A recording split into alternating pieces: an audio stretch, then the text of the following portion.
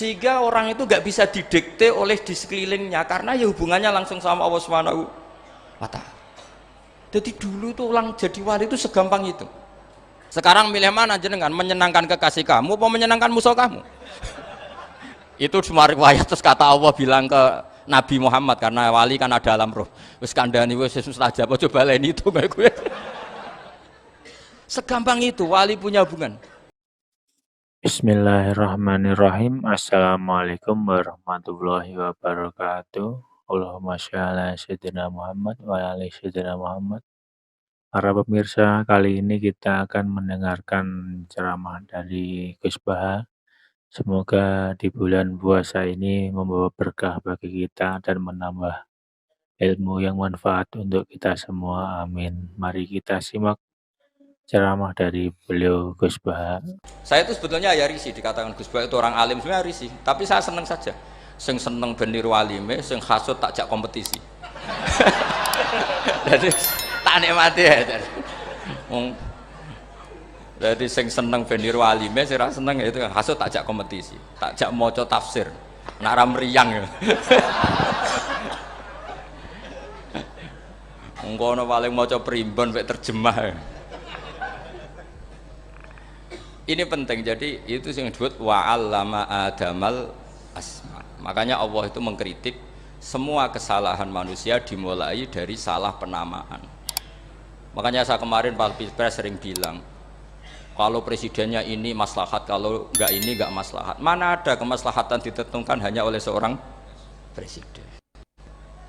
Itu tauhid kita di mana? Memang kita secara syariat harus milih sesuai istihad kita, tapi tidak usah dong menggantungkan kesejahteraan sama seorang makhluk, itu tidak boleh, secara tauhid tidak boleh.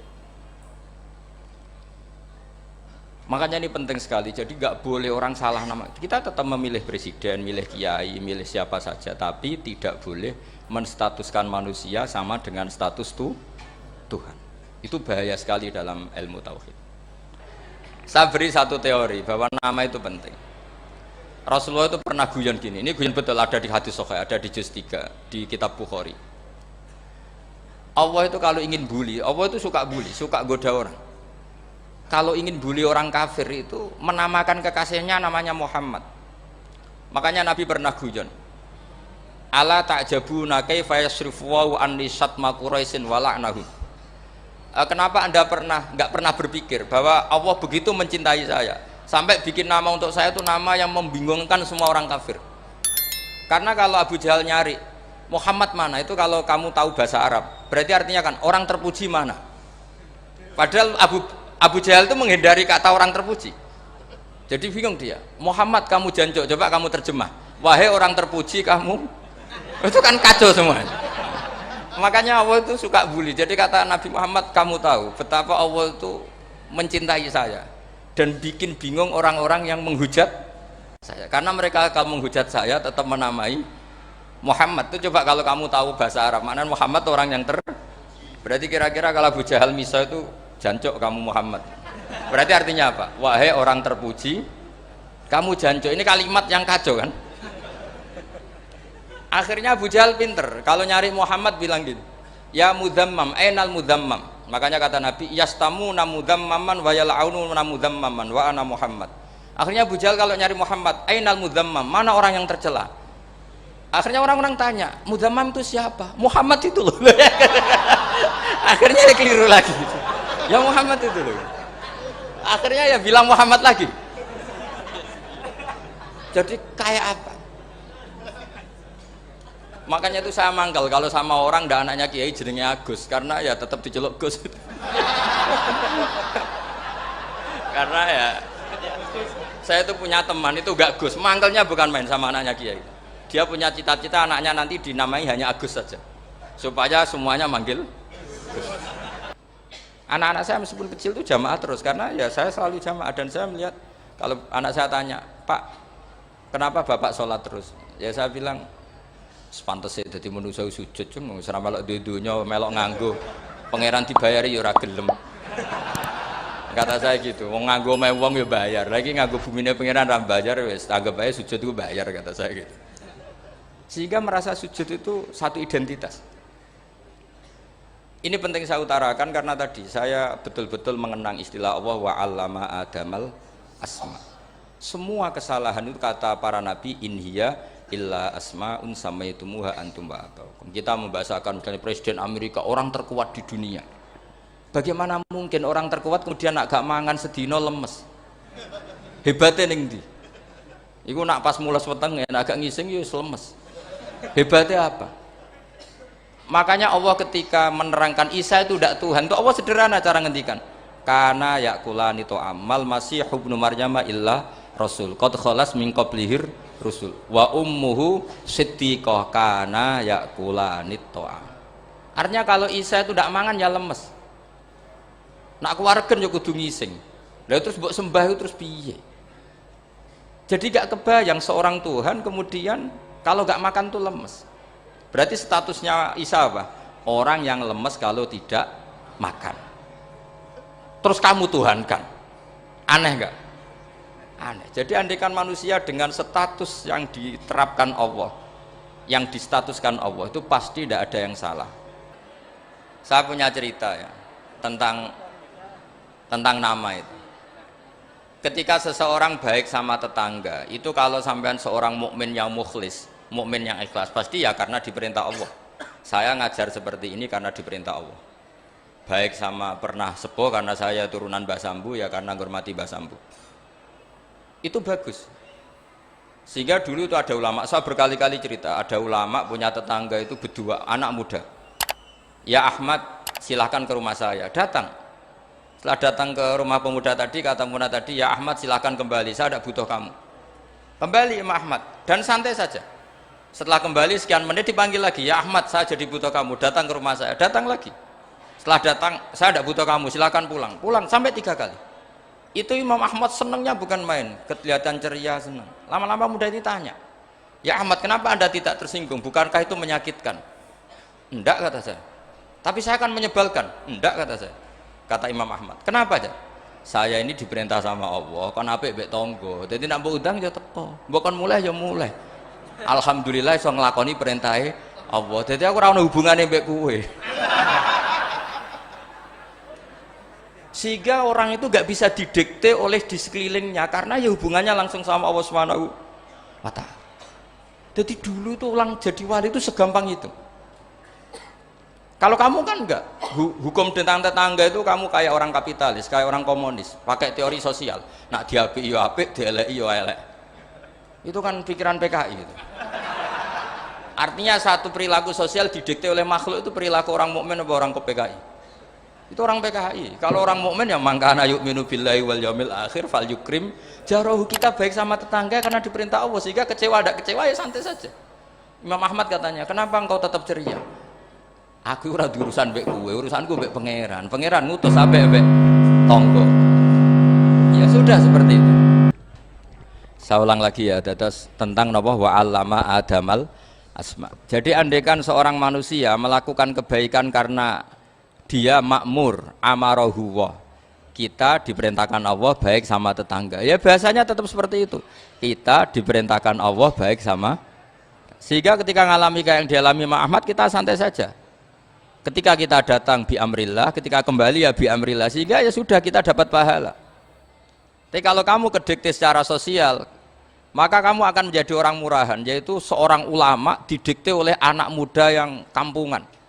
Justru kita kalah kan, kita kampungan sekali karena kita ulama senengnya kalau disenengkan orang, mangkelnya kalau dimangkelkan orang. Artinya apa? Kamu didikte makhluk. Itu kerennya di mana coba? Kerennya di mana? Enggak ada sama sekali. Apalagi yang dikte trimo canom sing goblok sing desa. Kamu seorang ulama besar. Tapi kalau kamu hubungannya dengan Allah, dia muji kamu, alhamdulillah dipuji. Dia memaki kamu, alhamdulillah dapat pahala lewat jalur sabar. Kan santai saja. Sehingga saya berkali-kali bilang, setan itu untungnya tidak pernah ngaji saya. Kalau ngaji dia pasti ngerusak metode, rubah metode. Tapi saya tadi berdoa supaya ngaji ini gak didengar setan. Setan itu ya goblok betul. Setan itu kan suka ya kalau anaknya kiai, cucu kiai dibikin konflik. Dia ngiranya dengan konflik pondok itu tidak solid. Ternyata enggak. Misalnya masa Tabik konflik sama keluarga Bani Lasem, terus ada yang minggat ke Papua kemana-mana. Namanya turunan kiai di mana-mana bikin pondok, bikin masjid. Yang dulu masjid hanya ada di Lasem, barokahnya tukaran ada di mana-mana. Lah itu namanya setan, salah perhitungan apa? Makanya gobloknya dia itu udah ngaji saya. Kalau ngaji tak kasih tahu itu bahaya itu. Bikin kiai konflik itu bahaya. Iya betul. Islam ada di Indonesia itu ya barokahnya konfliknya sahabat. Sayyidina Ali dan Sayyidina Muawiyah itu konflik. Banyak sahabat netral yang ingin menghindari itu mau ke Cina. Di Selat Malaka sebagian terdampar, terus ada yang ke Aceh, ada yang ke Sumatera. Namanya Syekh Baros, itu muridnya Sayyidina Ali. Makanya awal Islam di Indonesia dimulai Syekh Yusuf Baros itu. Kalau Timur Tengah nggak ada tukaran, itu tidak ada Islam menyebar kemana-mana. Nah setan ngiranya kalau sahabat tukaran itu nanti kacau. Ternyata enggak, malah Islam menyebar kemana-mana, barokahnya tukaran. Dulu Solo karena konflik ya banyak ulama yang ke Lasem kemana-mana gara-gara Solo gak kondusif. Akhirnya kayaknya keduman basambu, keduman macam-macam. Makanya ada wali itu kalau dongo itu rontok kriminal, tapi malah pangeran seneng. Sampai dalam riwayat itu innahu yudhikuni al yauma salasa marat. Wali itu bisa menertawakan saya 3 kali. Itu kata Allah. Itu kalau dongo itu agak kriminal, tapi mesti mustajab. Tapi kalau kamu niru sudah tidak mustajab karena ini KW, copy paste. Itu kalau dia datang ke Raudhah itu bilang gini wali tadi, ya Allah, saya ingin jadi orang baik. Jika engkau turuti doa saya, maka surra habibuk, kekasihmu ini menjadi senang. Tapi jika saya jadi orang jelek, surra aduwuk, yang senang itu iblis. Sekarang milih mana jenengan, menyenangkan kekasih kamu atau menyenangkan musuh kamu? Itu cuma riwayat, terus kata Allah bilang ke Nabi Muhammad, karena wali kan ada alam roh. Wis kandhani wis mustajab, coba lain itu kayak gue. Segampang itu wali punya hubungan. Saya ulang lagi ya, tapi jangan ditiru. Karena kamu tidak wali, nanti setelah wali niru gak apa-apa. Ya Allah, saya ini ingin jadi orang baik. Kalau saya jadi orang baik, maka surra habibuk, kekasihmu menjadi senang. Kalau saya jadi orang buruk, surra aduwuk, musuh kamu menjadi senang. Tinggal engkau lah sekarang sebagai Tuhan, senang menyenangkan kekasih kamu, menyenangkan musuh kamu. Ya tentu Allah pilihannya kan senang menyenangkan kekasihnya. Terus kata Allah sudah sampai situ aja doanya, jangan panjang-panjang, baca-baca malah repot. Semudah itu mereka hubungan dengan Allah Subhanahu wa taala karena mereka tidak pernah salah nama. Kalau kita kan tidak. Kita tidak mesti walinya, tidak mesti istiqomahnya, kiai saja karena diangkat MUI, bukan karena kiai betul, atau diangkat di struktur kepengurusan NU. Terus doa pakai namanya sendiri, ya Allah, saya ini ngitmai agama sudah lama, mbok ya saya ini jadi gini-gini. Status kamu itu belum ada di aras itu.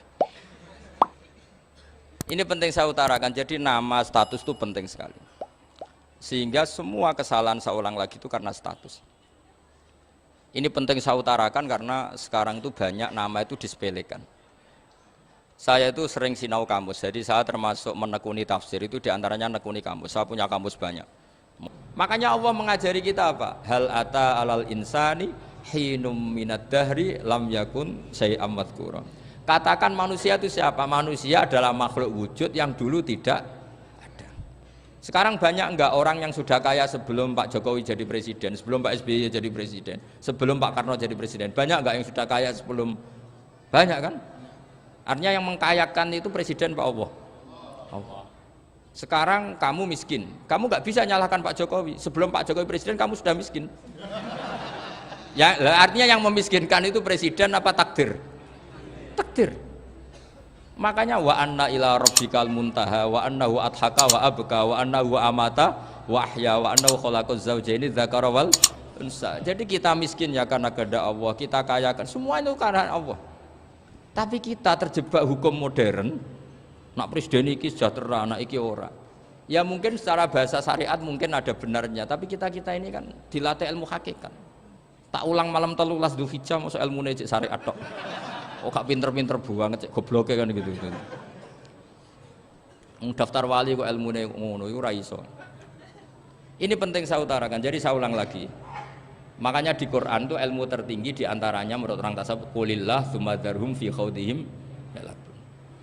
Saya itu gak pernah loh takut mati meskipun saya masih muda. Karena saya bayangkan mati itu ya baik-baik saja. Ketika saya hidup ya gak tahu cara ngelola nyawa saya, kenapa kok gak pergi. Kamu tahu caranya ngelola nyawa kamu, kok gak mati sekarang? Gak tahu kan? Tahu-tahu masih hidup kan? tahu-tahu diutang, semacam-macam lah. Sebetulnya kita zaman hidup pun nggak tahu cara ngelola nyawa kita, cara kerja jantung kita, cara kerja paru-paru kita. Nanti setelah kita mati pun nggak tahu caranya hidup ketika kita. Tapi anehnya kita, mosok manusia sudah dilemah iso hidup lagi. Memangnya kita sekarang bisa hidup karena kita tahu-tahu ya hidup. Ditakdir anak yang melarat, pesek, elek. Orang lain ditakdir anak Kiai, Gus, Mulyo. Kita kan tidak pernah bisa milih bapak ya ora iso. Ngerti-ngerti anak Karmen, anak Karlan itu sudah gak tahu. Artinya gini ya, sudah ya Allah, ketika saya hidup ya tidak tahu kenapa saya hidup, pasti Engkau yang menghidupkan. Ketika saya mati juga gak tahu kenapa saya mati, pasti Engkau yang menghidupkan dan mematikan. Maka saya akan baik-baik saja di akhirat, karena ketika di dunia Tuhannya yang Engkau, ketika di akhirat Tuhannya, dan sifat Engkau tidak akan rubah, tetap Arhamur Rahimin. Makanya dulu wali-wali itu kalau mau mati ya santai aja. Sayyid Umar bin Abdul Aziz itu ulama-ulama dulu kalau mau meninggal itu kalau keluarganya nangis marah besar. Memangnya mau kemana kamu nangisin saya? Lah kamu kan mau mati. Memangnya mau kemana kalau mati? Ya kembali ke Allah. Ya susahnya apa? Di dunia ya milik Allah, di akhirat milik Allah.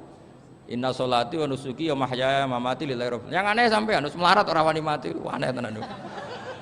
Ya karena sampean tahu mungkin di akhirat lebih miskin lagi kan. Itu repot terus. Coba kalau dari awal kita menstatuskan diri kita biadillah, inna sholati wa nusuki wa mahyaya wa mamati. Tapi kamu salah status, mengatakan kehidupan adalah momen untuk mencari kesejahteraan, kehidupan adalah momen untuk cari karir. Kamu mensifati kehidupan secara salah, jika kamu terjebak nyari karir, nyari kaya. Coba kalau kamu pakai mazhabnya Sufi, kehidupan adalah pemberian dari Allah untuk kembali kepada Allah. Kematian ya seperti itu. Akhirnya ya santai saja. Inna sholati wa nusuki wa mahyaya wa mamati lillahi rabbil alamin. Istri juga gitu. Saya itu tidak sombong. Saya itu mulai nikah sampai sekarang itu hampir gak pernah tukaran sama istri. Sama istri saya itu sering bilang gini, Gus kali-kali kalau saya ngamuk itu diwales, dilawan, supaya saya punya musuh katanya. Betul ya? Ya saya bilang gini, Allah itu maha baik sama saya. Ketika harmonis, ganjaran saya ya lewat harmonis itu, sehingga saya ngasih uang, menyenangkan Anda. Ketika Anda marah, ganjaran saya lewat sabar. Ya sudah, itu semuanya baik. Kalau kamu marah, saya tidak dapat pahala. Makanya kalau kamu marah tak dengerin. Ini cara Allah membuat pahala tanpa bayar, kata saya. Justru kalau pas rukun itu untuk dapat pahala harus nyervis, jajak nukokno kelambi mahal katanya. Boros itu pahala yang boros katanya. Tapi kalau kamu marah ini pahala paling murah, nggak usah biaya, dapat apa? Pahala, cukup sabar. Lu itu kalau terlatih lama-lama dapat ya biasa saja. Ulama dulu seperti itu semua. Imam Syafi'i itu pernah ada orang baik sekali sama beliau, orangnya itu munafik padahal. Tapi kalau setelah keluar dari Imam Syafi'i dia memaki-maki Imam Syafi'i. Suatu saat beliau dikasih tahu, orang yang tadi muji-muji jenengan itu di luar maki-maki jenengan. Imam Syafi'i itu guyu sebenarnya bukan alhamdulillah. Muridnya kan janggal. Ini dikasih tahu gitu, alhamdulillah. Kenapa ya Imam Syafi'i, dia kan di luar maki-maki jenengan. Berarti aku wong wibawa, ning ngarepku rawani. Ya jadi dianggap enteng saja melihat, berarti aku wong wibawa, ning ngarepku ora wani. Ya sudah, terus ketika ditanya, tapi itu kan bahaya bagi Anda karena memfitnah Anda gini-gini. Kata beliau, zaka Allah.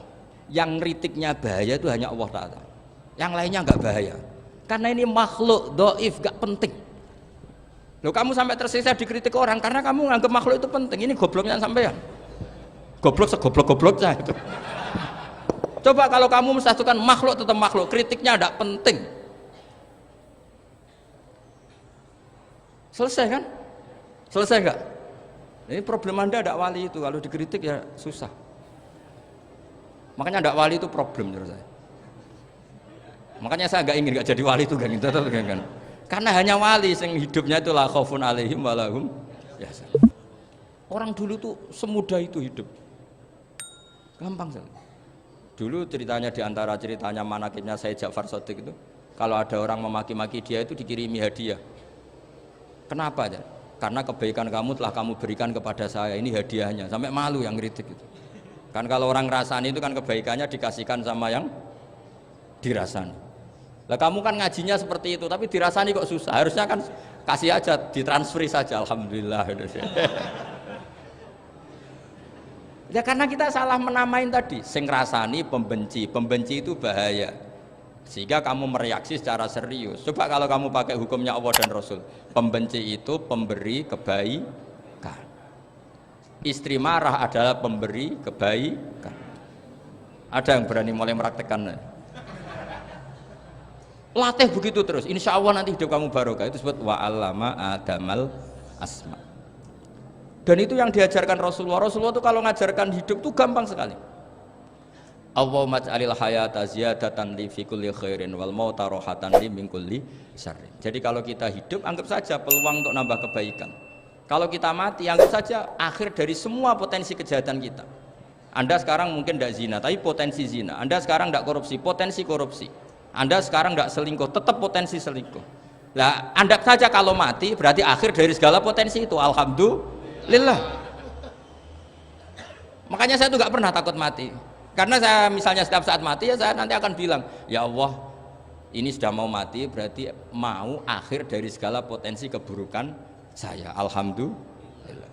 Makanya itu ulama-ulama dulu kalau ada preman mati, saya guys, tonggone ra gelem muni saya. Waduh preman kurang ajar. Saya guys, tonggone tetap ra gelem muni saya. Padahal kiai ini muni, saya guys pun mati pun mboten saged macam-macam niki pasti. Karena dia dengan mati berarti rohatan mingkuli syarrin, keburukannya tidak terulang lah. Lah keburukan nggak terulang lagi itu saya apa buruk? Saya. Makanya kiainya minta saya ge niki tonggone cek menengai. Saya ge menengai. Makanya suatu saat kalau ada gitu kamu harus bilang apa? Saya pun mboten jahat malih pun mati. Jadi kayak apa coba? Coba sekali-kali statuskan kalau al hayat adalah ziyadatan lana fi kulli khairin. Al maut adalah rohatan lana min kulli syarrin. Sehingga kita hidup ya happy, mati juga happy, gak masalah. Terus kayak misalnya muni ngene, tapi anak bojoku piye? Memang selama hidup anak bojomu bahagia. Ketoke ya tambah musibah ya, Cok. Malah sombong lagi kamu, seakan-akan kamu Tuhan yang bisa mensejahterakan manusia. Wong isih urip bojomu wis ndonga muga-muga nang mati malah. Karena gak jelas. Ya, ini penting, ini saya utarakan. Jadi coba kalau kamu melihat sekarang kamu hidup itu apa? Untuk sujud itu murah, gampang. Untuk mengenal Allah itu gampang kita kenal karena Allah itu adzaru minadz dzahir. Adzaru dzahir itu Allah, zat yang begitu jelas. Lah mati itu mau apa? Ya menuju Allah. Hidup menyaksikan Allah, mati menyaksikan Allah, itu nyaman. Yang menjadi tidak nyaman karena kamu salah bikin status. Hidup untuk menggapai cita-cita, untuk sukses. Wong komo yo muni ngono, lonte yo muni ngono, copet yo muni ngono. Rumangsamu sing men bahagia aku ya tok. Rumangsamu sing men duwe akeh ku tok. Coba copet kamu tanya, kenapa kamu nyopet? Ingin punya uang banyak. Terus kiai tak kok sering dakwah kena opo? Repot to. Nak jawabe ngono maksudnya. Tapi nak jawabe dakwah nyebarno Islam, aku ora dibayar apa-apa. Waras berarti, napa? Ini penting saya utarakan, makanya saya itu mau ngajar itu diantaranya itu.